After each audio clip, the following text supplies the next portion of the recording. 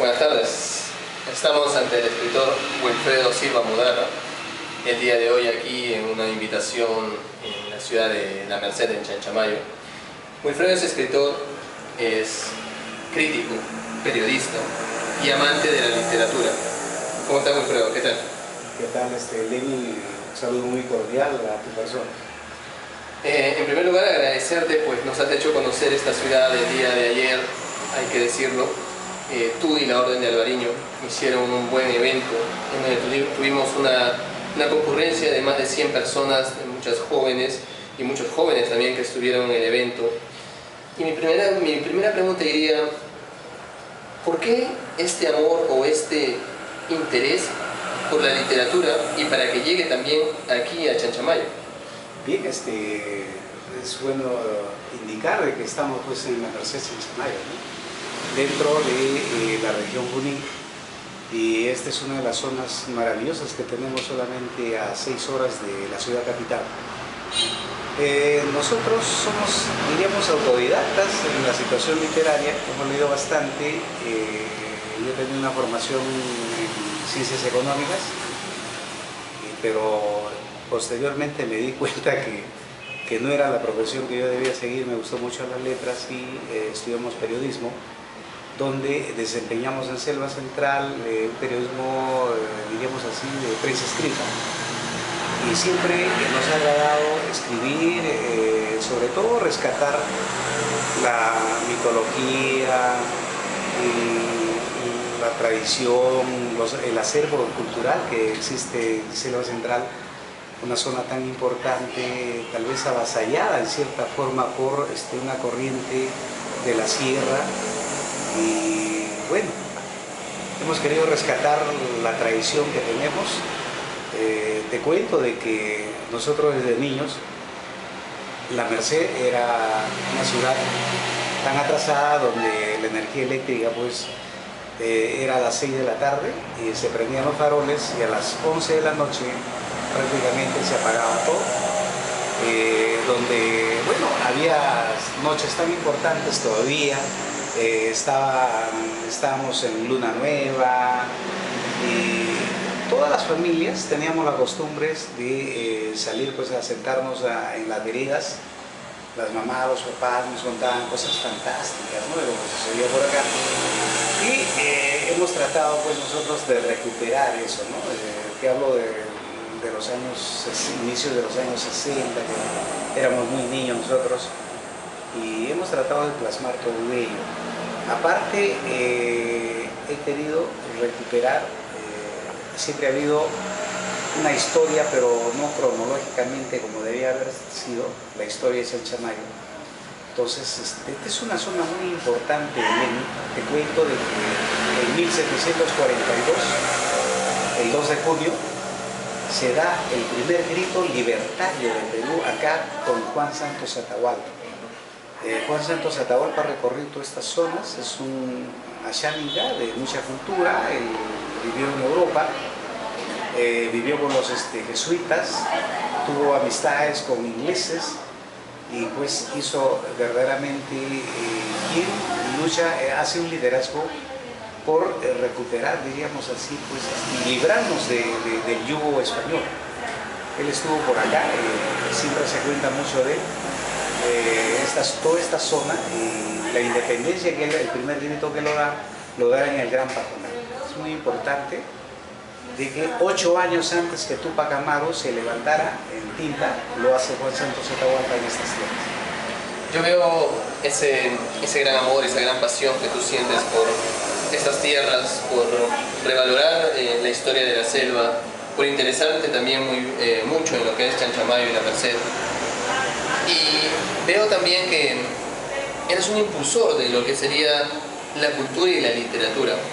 El día de ayer vale decir que fue un evento en donde asistieron 6 escritores y en donde tú fuiste uno de los principales impulsores de lo que sería la literatura aquí en la Merced. ¿Tienes algunos otros proyectos para, tal vez en un futuro, con otros escritores u otras presentaciones de obras? Sí, efectivamente, lástima, y siempre lo comentamos, de que Existen pues autoridades que tenemos, ediles, políticas, que no le han dado la debida importancia a la cultura. Y somos nosotros, somos lugareños. Yo creo que hemos estado en otros lugares, en otras ciudades. Yo he estado muchos años en Arequipa, he estado en Lima. Y hemos regresado acá precisamente para recuperar la cultura que tenemos nosotros, ¿no? Es muy frondosa, diríamos así, la cultura que tenemos acá. Te consta a ti, Lenin, que te he mostrado un pintor todavía en el anonimato. Acá hay escritores, poetas, que se requiere pues de resaltarlos, ¿no? Pero durante 25 años esta Orden de Alvariño ha traído gente muy importante. Hemos tenido también, hemos hecho reconocimientos a personalidades, embajadores. Esta zona ha tenido la colonización de italianos, franceses, alemanes, y hemos hecho reconocimientos, incluso hemos hecho reconocimiento a Monseñor Pasigato, representante del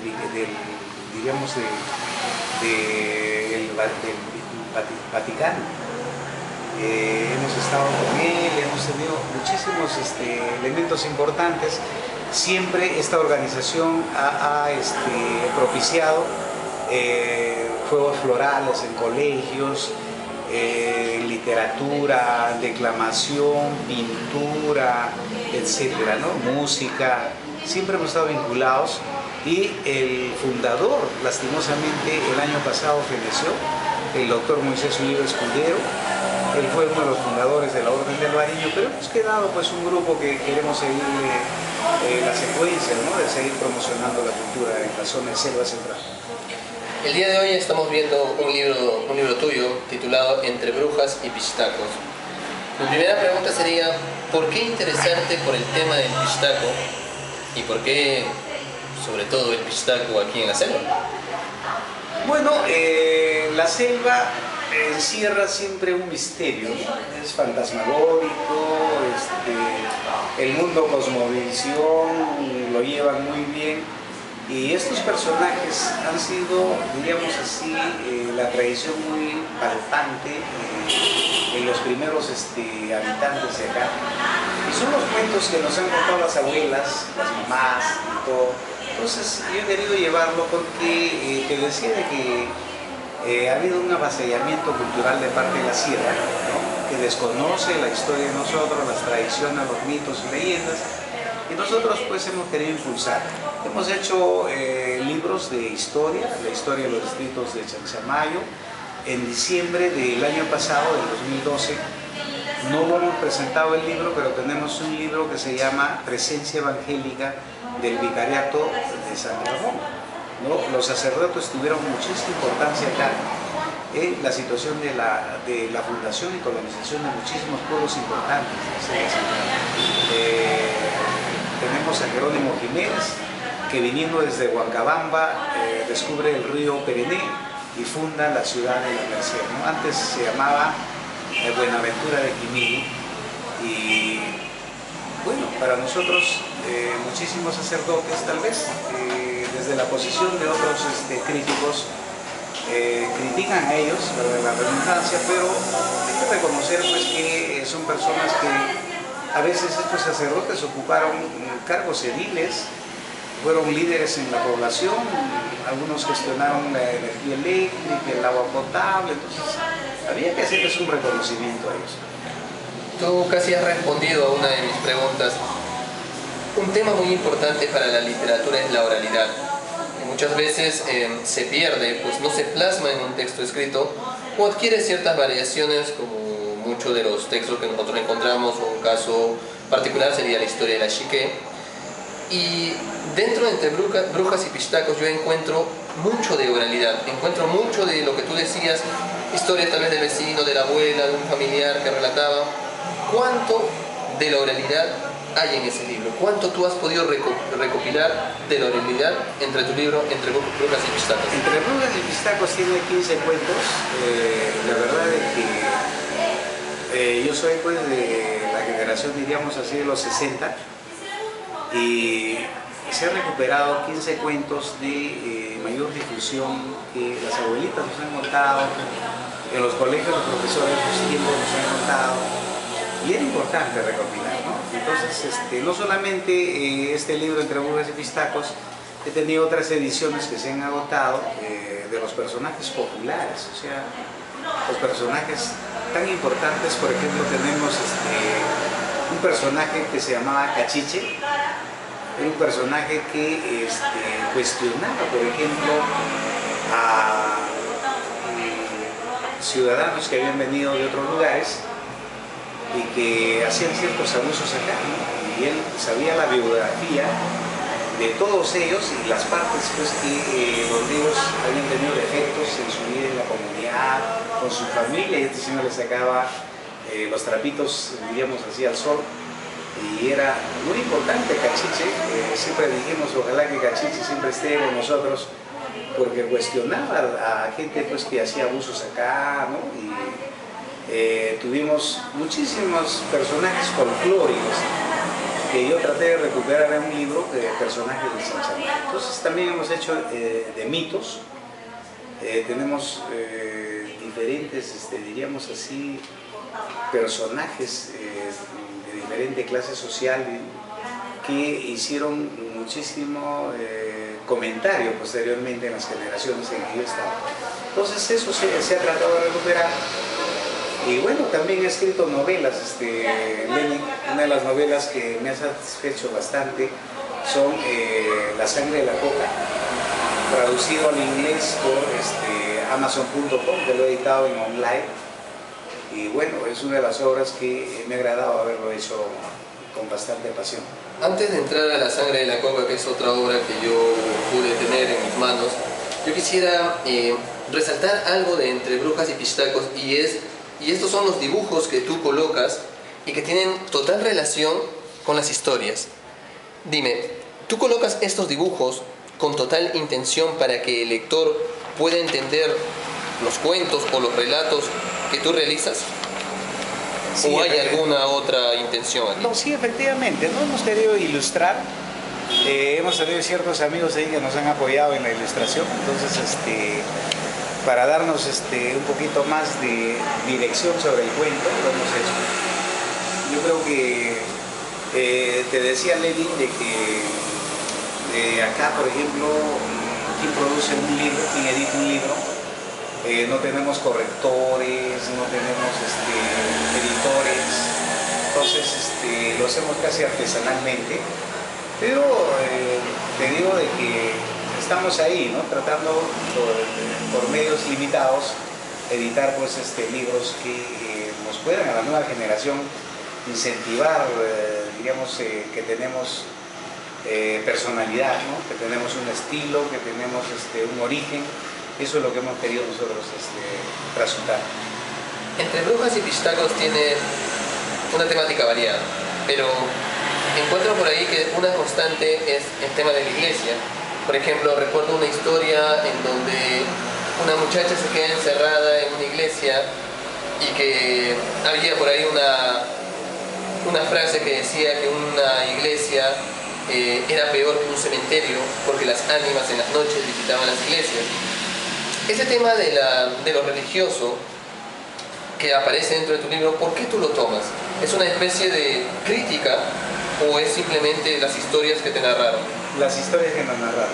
Y era un comentario generalizado, Lenin, en los años que he sido niño, de que todo el mundo decía de que dormir en un cementerio era no tan preocupante como dormir en una iglesia, porque en la iglesia había una confusión, digamos así, de almas en pena que buscaban la iglesia, ¿no? Para poder salvar su alma, y que, bueno, era pues aterrador dormir en una iglesia antes de dormir en un cementerio, ¿no? ¿Tú lo has hecho a dormir en una iglesia tal vez? No, yo jamás lo he hecho, pero siempre han habido estos comentarios y que a nosotros nos ha apasionado este tema. ¿Te atreverías a dormir en una iglesia? No, yo creo que no, con estos comentarios, yo creo que no.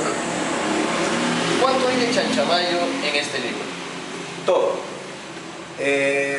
Las abuelitas nos han contado, y yo, aparte de mi mamá, la abuela que he tenido, he conversado siempre con otras abuelas. Esta es una recopilación de las abuelitas que toda esa generación se ha muerto, porque mi madre murió, por ejemplo, de 87 años, y su generación de ellas son los que nos han contado estos temas, ¿no? Aquí hay dos cuentos muy importantes de la Peña del Diablo. La Peña del Diablo. ¿Existe ese lugar? La Peña del Diablo era un lugar, una especie de isla en donde había que llegar, y supuestamente si tú llegabas ahí el diablo se llevaba tu alma. ¿Existe ese lugar? Existe ese lugar. Y yo estuve conversando, por ejemplo, estos días con un señor ya que tiene 90 años y me decía de que cuando eran niños, más de las 6 de la tarde no podían andar por ese sitio. ¿Has ido tú a la Peña o a la Isla del Diablo? No, porque la Peña del Diablo, si uno va de San Ramón a la Merced, está la Peña del Diablo en el trayecto. ¿Ya? Entonces es muy comentado y hay 1000 cuentos de la Peña del Diablo, de misterio, de terror, de Satán, de espíritus malignos, una serie de cosas. ¿Se ha hecho algún libro sobre ese lugar o no? Nunca se ha hecho, pero yo siempre converso con ciertas personas y me doy con otras novedades, otros estilos. Bueno, es impresionante la Peña del Diablo, ¿no? Este señor que te decía yo, decía que iban en grupo, a veces el profesor los llevaba, pero decía 6 de la tarde, no pasen a ver una vez la Peña del Diablo. Otra característica son los animales. Recuerdo por ahí la historia de un pistaco que estaba a punto de eliminar a un hombre y que un perro lo defiende, y que al final ese perro era la representación de la madre fallecida. O había otra historia en donde un conjunto de gatos están cargando en funeral a otro gato que no estaba muerto sino que fingía estarlo, y atrás iba toda una comitiva de gatos siguiendo a este animal en el cortejo fúnebre, y que una mujer que ve esto al poco tiempo fallece. ¿Por qué el tema de los animales? ¿Es acaso el tema de los animales también una simbología de la fatalidad? Yo creo que eso se tenía antes, ¿no? Ahora ya casi no existen gatos en la ciudad, pero antes se referían al gato negro sobre todo como un animal fatal, como un animal misterioso, como un animal diabólico, que incluso hacía pelear a parejas. Se adelantaban a la muerte de un personaje, y antes de que muera una persona había una procesión de gatos, donde pues apareció un gato que lo estaba llevando digamos, una romería, y esto también se ha plasmado, ¿no? Porque me contó mi madre, me contaron las vecinas, una serie. Y la verdad es que nosotros hemos tratado de sacar de los gatos negros sobre todo, pero ahora pues se ha superado tanto la modernidad ¿no? Se ha superado estas tradiciones de cuentos. ¿Crees tú que la modernidad está matando estas historias, está eliminando estas historias, o tal vez de ella van a nacer otras historias nuevas? Bueno, la modernidad se ha matado todos estos personajes, estas historias, ¿no? Para nosotros hablar de pistaco, bueno, matamos de risa, hablan de un pistaco y es algo cómico, algo iluso, ¿no?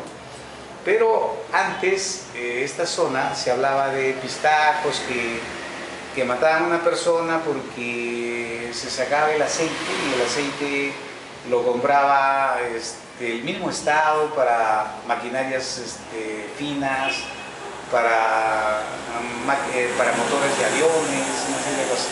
Pero no sé, ¿no? Se vendía órganos. Antes eran pues los pistacos famosísimos por acá en el comentario popular de la gente. Una curiosidad mía, personal, y viendo tu experiencia y tu largo tiempo de haber vivido aquí, ¿crees tú en el pistaco? ¿Creíste en el pistaco? ¿Viste alguna vez un pistaco, o es un personaje netamente de la imaginación y de la oralidad popular? Yo pienso de que, por ejemplo, hay una hacienda en San Ramón, El Milagro, donde existían bastantes obreros, y yo creo que era más por asaltarlos, no sea quitarles el dinero de paga, pero no sé, pero acá hay pistacos con nombres y apellidos, ¿eh? Se ha nombrado bastante, siempre se ha comentado, son apellidos que uno guarda en reserva, pero decían ese es un pistaco, y etcétera, ¿no? Entonces Por ejemplo, cuando lo agarraban a un pistaco, por lo general le mutilaban los testículos. Entonces hay un pistaco muy famoso de que lo agarran en el río Colorado y él así, una vez que le cortan los testículos, él sube a su carro en plan de llegar a la ciudad de La Merced, al hospital, y bueno, pues se desangra y muere antes de llegar acá a la ciudad, ¿no? Tienen nombres y apellidos los pistacos. No hay ningún pistaco que se apellide Silva o Modarra. No hay ninguno. No hay ninguno de ellos. Para culminar, tu novela, Sangre de la Coca, que ha sido ya traducida al inglés y que se está difundiendo. Yo recuerdo que hablando con Gunter, con tu hijo, con Gunter Silva, él me dio el libro y me relataba que esa historia nace de una anécdota. ¿Podrías relatarnos una parte de esa anécdota? Bueno, yo he trabajado Ollas de Vida y estuve en Contradrogas, estuve jefe de prensa en el PRAE. Es un lugar donde te cuento de que ya están en retiro muchísimos terroristas, muchísimos, ¿qué te puedo decir? Narcotraficantes.